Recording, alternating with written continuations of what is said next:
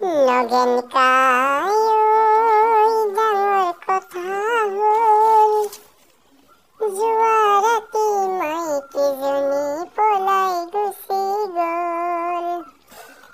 নগেন কায়ৈ ডাঙৰ কথা হ'ল, যোৱা ৰাতি মাইকীজনী পলাই গুচি গ'ল।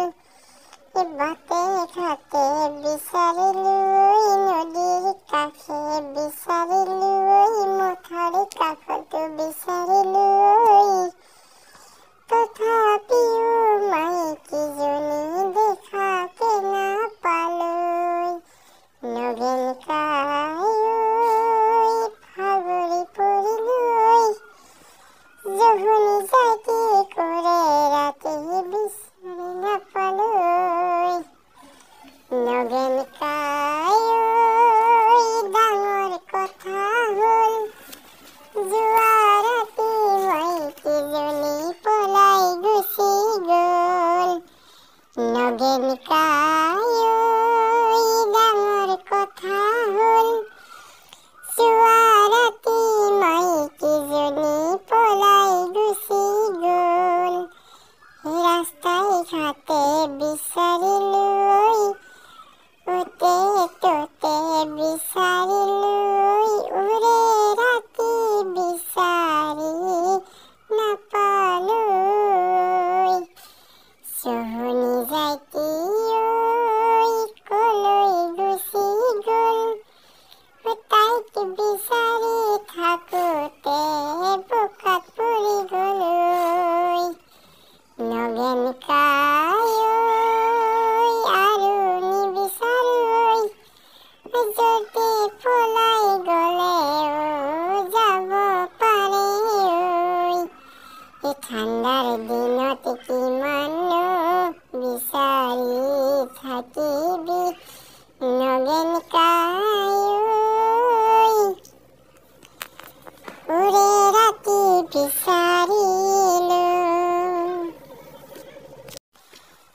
নগেন কায়ৈ ডাঙৰ কথা হ'ল, যোৱা ৰাতি মাইকীজনী পলাই গুচি গ'ল। নগেন কায়ৈ ডাঙৰ কথা হ'ল, যোৱা ৰাতি মাইকীজনী পলাই গুচি গ'ল। বাটে ঘাটে বিচাৰিলোঁ, নদীৰ কাষে বিচাৰিলোঁ, মথাউৰি কাষতো বিচাৰিলোঁ, তথাপিও মাইকীজনী দেখাকে নাপালোঁ। নগেন কায়ৈ ভাগৰি পৰিলোঁ, জহনী জাতি কৰে ৰাতি বিচাৰি নাপালোঁ। নগেন কায়ৈ ডাঙৰ কথা হ'ল, যোৱা ৰাতি মাইকীজনী পলাই গুচি গ'ল। নগেন কায়ৈ ডাঙৰ কথা হ'ল, যোৱা ৰাতি মাইকীজনী পলাই গুচি গ'ল। ৰাস্তাই ঘাটে বিচাৰিলোঁ, অ'তে ত'তে বিচাৰিলোঁ, ওৰে ৰাতি বিচাৰি নাপালোঁ। জহনী জাতি কলৈ গুচি গ'ল, তাইক বিচাৰি থাকোঁতে বোকাত পৰি গ'ল। নগেন কায়ৈ আৰু নিবিচাৰোঁ, যদি পলাই গ'লেও যাব পাৰে। এই ঠাণ্ডাৰ দিনত কিমাননো বিচাৰি থাকিবি, নগেন কায়ৈ ওৰে ৰাতি বিচাৰিলোঁ। আকাশবাণী মেৰেছে পড়ে, বাদলে পড়েছে কিঞ্জং নাকায়। আজি ঘাই ঘাই বাতৰিসমূহৰ ভিতৰত আছে ধাননি পথাৰত মাৰপিট কৰি পৰিয়ালসহ 9টা এন্দুৰ আৰু এটা চিলনীৰ মৃত্যু। নোৱা নদীত জাপ দি 2টা কাৱৈ মাছৰ আত্মহত্যা। এতিয়া আহিছো বিতং বাতৰিলৈ। বহুদিন ধৰি ধাননি পথাৰত বাস কৰি থকা এটা এন্দুৰৰ পৰিয়াল যোৱাকালি ৰাতিপুৱা ঠাণ্ডাৰ কাৰণে ৰ'দ পোৱাবলৈ গাঁতৰ পৰা ওলাই আহি থকাৰ সময়ত ৰাস্তাতে এটা চিলাই আহি আক্ৰমণ কৰে। চিলনীটোৰ আক্ৰমণৰ ফলত গুৰুতৰভাৱে আহত হয় পৰিয়ালৰ 9টা এন্দুৰৰ। উন্নতমানৰ চিকিৎসাৰ কাৰণে পেনপেনী হাস্পতাললৈ পঠাই যদিও গাড়ী পামচাৰ হোৱাৰ ফলত অক্সিজেনৰ অভাৱত গাড়ীৰ ভিতৰতে মৃত্যু হয় বুলি ড্ৰাইভাৰ পিপিলাই জানিব দিয়ে। পিছত মৃত্যু এন্দুৰকেইটাৰ মৰণোত্তৰ পৰীক্ষাৰ কাৰণে 3টা ধৰাকাউৰীয়ে শিলঘুন্দা পাহাৰলৈ লৈ যায়।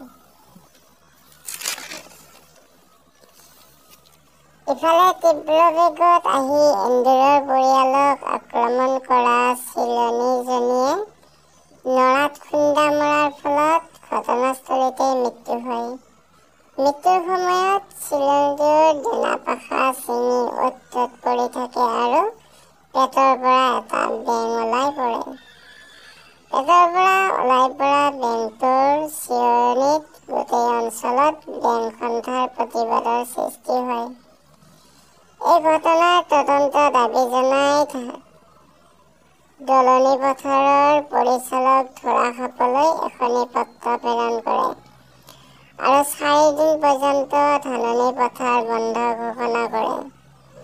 আনফালে এন্দুৰৰ পৰিয়ালটোৰ অকাল মৃত্যুত সমবেদনা জনাই পিপৰা সন্থাই অন্তিম সংস্কাৰৰ দায়িত্ব পালন কৰিব বুলি সদৰি কৰে।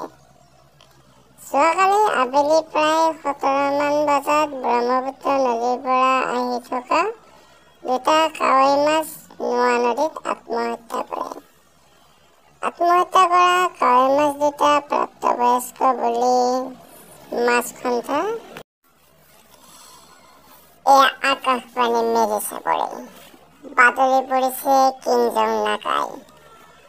আজি ঘাই ঘাই বাতৰিসমূহৰ ভিতৰত আছে ধাননি পথাৰত মাৰপিট কৰি পৰিয়ালসহ 9টা এন্দুৰ আৰু এটা চিলনীৰ মৃত্যু। নোৱা নদীত জাপ দি 2টা কাৱৈ মাছৰ আত্মহত্যা। এতিয়া আহিছো বিতং বাতৰিলৈ।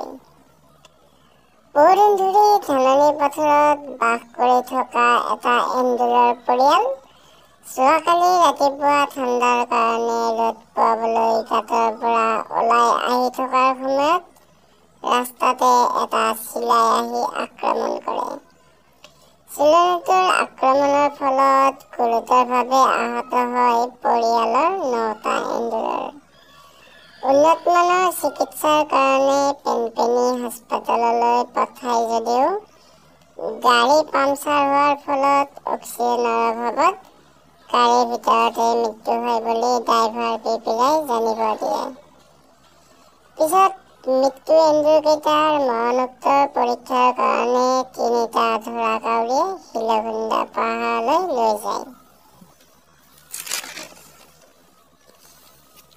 ইফালে তীব্ৰ বেগত আহি এন্দুৰৰ পৰিয়ালক আক্ৰমণ কৰা চিলনীজনীয়ে নৰাত খুন্দা মৰাৰ ফলত ঘটনাস্থলীতে মৃত্যু হয়।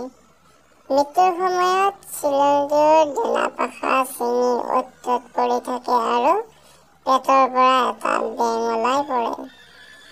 পেটৰ পৰা ওলাই পৰা বেংটোৰ চিঞৰণিত গোটেই অঞ্চলত বেং সন্থাৰ প্ৰতিবাদৰ সৃষ্টি হয়।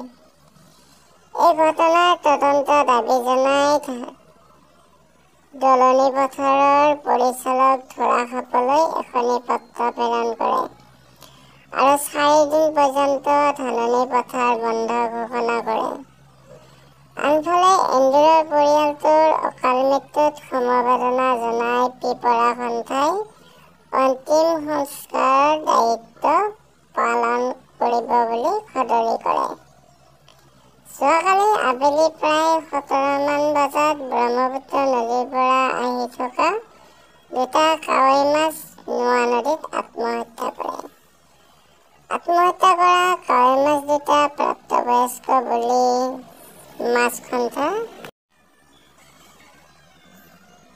মাছখন্দাৰ মুৰব্বীৰ ভাগিনীয়েক চিঙিলিয়ে জানিব দিয়ে। জানিব পৰা মতে কেইদিনমান ধৰি গৰৈ মাছবোৰে বহু ধৰণৰ নিৰ্যাতন চলাই আহিছে। ইফালে বিভিন্নখন থানাত এই সন্দৰ্ভত এজাহাৰ দিছিল যদিও বৰালি, ৰৌ মাছবোৰে কোনো ধৰণৰ গুৰুত্ব নিদিয়াৰ ফলতে কাৱৈ দুটাই আজি এই সিদ্ধান্ত লয় বুলি স্থানীয় মৱা দৰিকণাবোৰে প্ৰকাশ কৰি এক প্ৰতিবাদমুখী পৰিৱেশ সৃষ্টি কৰে। মাছখন্দাৰ মুৰব্বীৰ ভাগিনীয়েক চিঙিলিয়ে জানিব দিয়ে।